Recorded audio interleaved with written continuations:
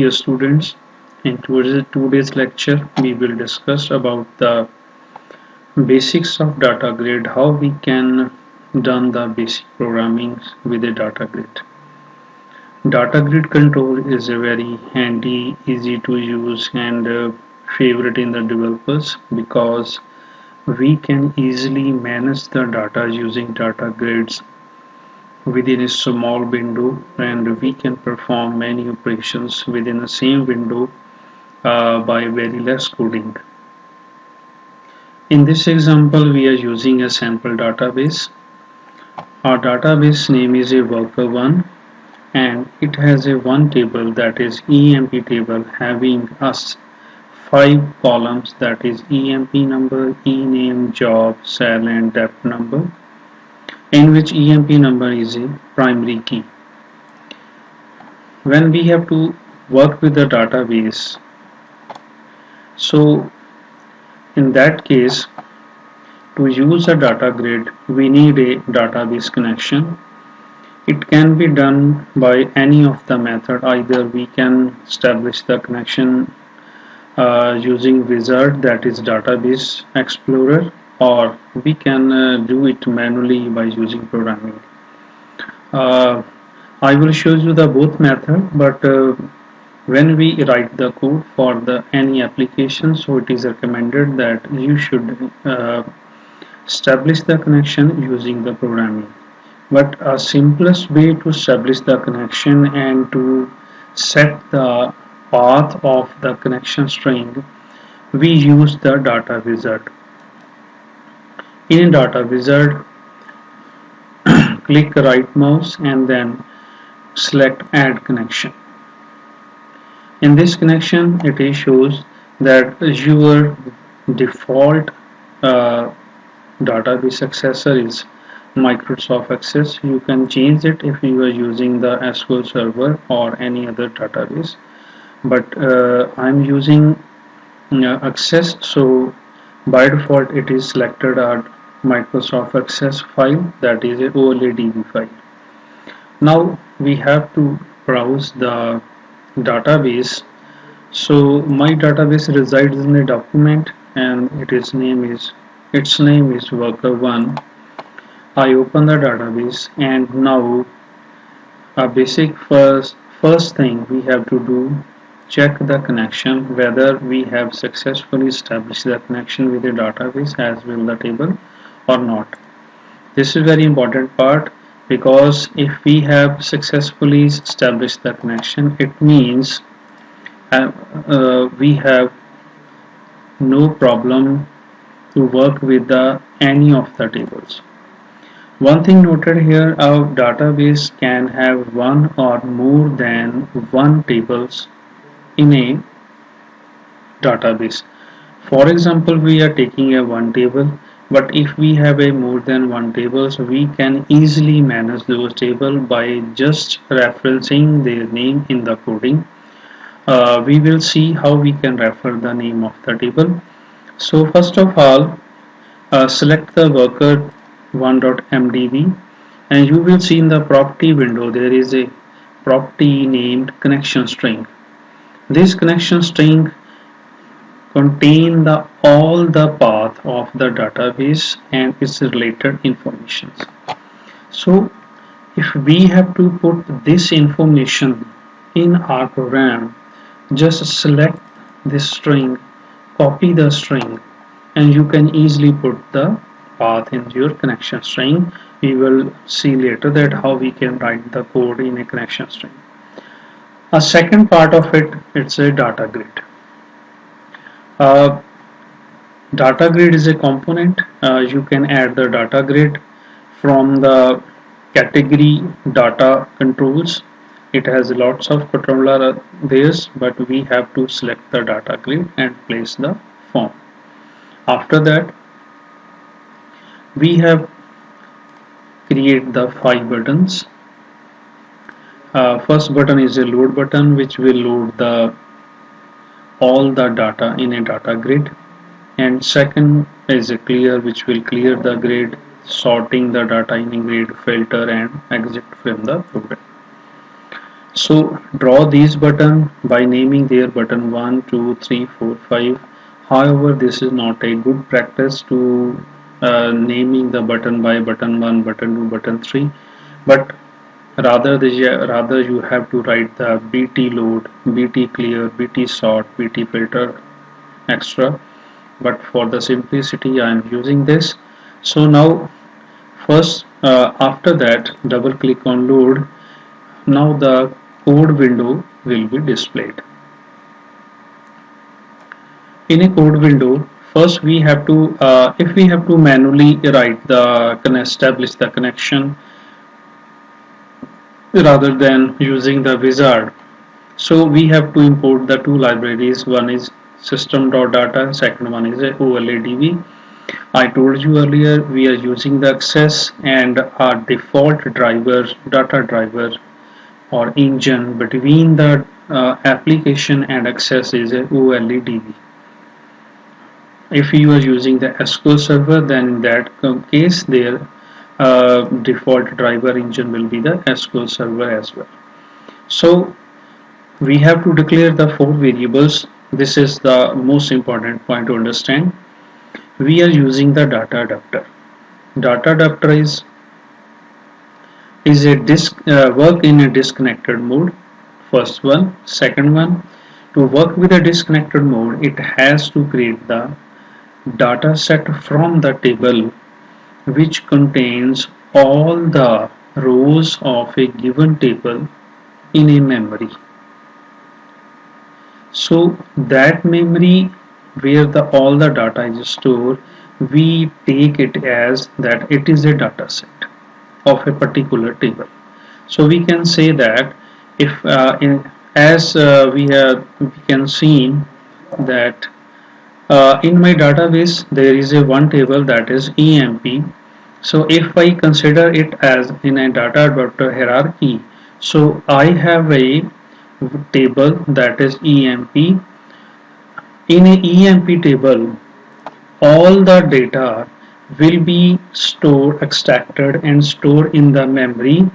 That memory area is called the data set, and the connection with database will automatically disconnected, because then in that case we will work with the data set only, not with database directly. So data set, just like a table, it has a number of rows and columns, but it as a memory area. If we perform the operations on the data set, all the operations are implemented in the memory, not directly in the table. In that case, we have to explicitly write the code that if we make any changes, like we insert a row, we update a row or delete a row, that operations result must be effect on the database, because initially only the dataset will be affected, not a database. That is the advanced part. We will discuss this issue in the next video, but for its simplicity, now go to the code window. In a code window, we have a one variable for the data adapter, because we are using the data adapter, and second one is for the data set. A data set where we will store all the data of our EMP table. Apart from this, we need a connection type variable, that is OLEDB connections, and a string, two string. One contains the query, second contains the connection string value. In a form load, this is the good practice that you must establish the connection in a form load. In a form load, we store all the connection value which we have earlier copied from the properties. You can see again in a database explorer, if we select the worker MDB.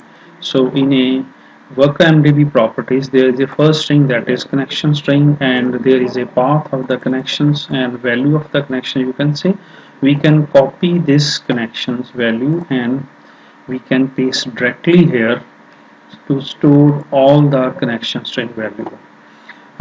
Here one should must be clear that we have a two options. Either of option we can use, either we can use make a established connection by using the database explorer, or we can establish the connection in using a programming. So if we establish the connection using a programming, then we don't need this, we can delete this as well, right?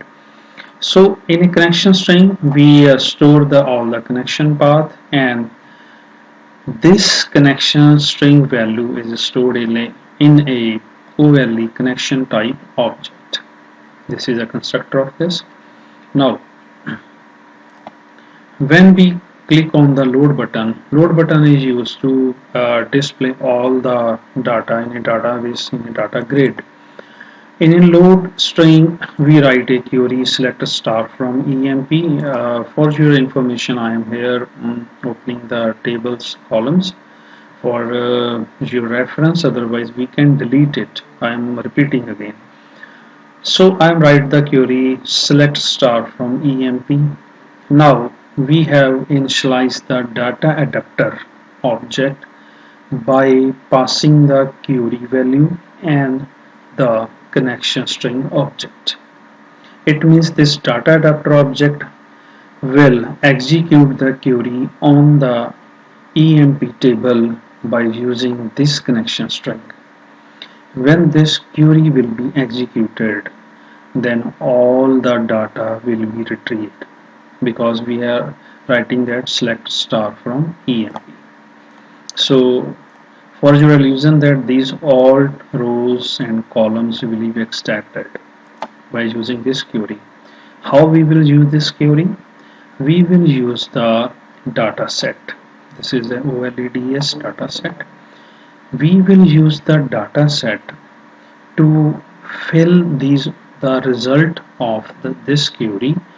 This is where the point when all the data will be stored in a memory area, temp memory area, which we call the data set. So a fill function of data adapter fill all the resultant row of EMP table in a data set. Okay, now we have opened the connection. This is all the things. First basic things are most simplest thing to display the data in a data grid is that we will use the reference of the table. What does this mean? If our database has more than one tables, then we can refer those tables by either name or by their index value. That is 0 means first table, 1 means second table, 2 means third table, and so on. Now we are populating the data grid from the data set. What is saying? This statement says that data grid should be filled with the rows. For where is the data source? That is the data sets table. So when this data set tables will in turn execute this in turn execute this, and all the rows will be extracted and data grid will be filled. After that, connection will be closed. Now look at this, how this works. If I press on the load,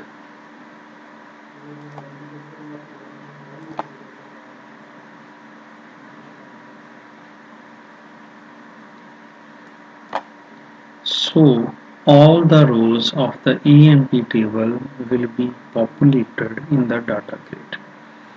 Now we can discuss about data grid. Basically, when we use the data grid works like a matrix. It has a number of columns and number of rows there. Similar way, every column has a value. That's This is a 0 column, 1 column, 2 column, 3 column, 4 column, as well as we write columns in a matrix.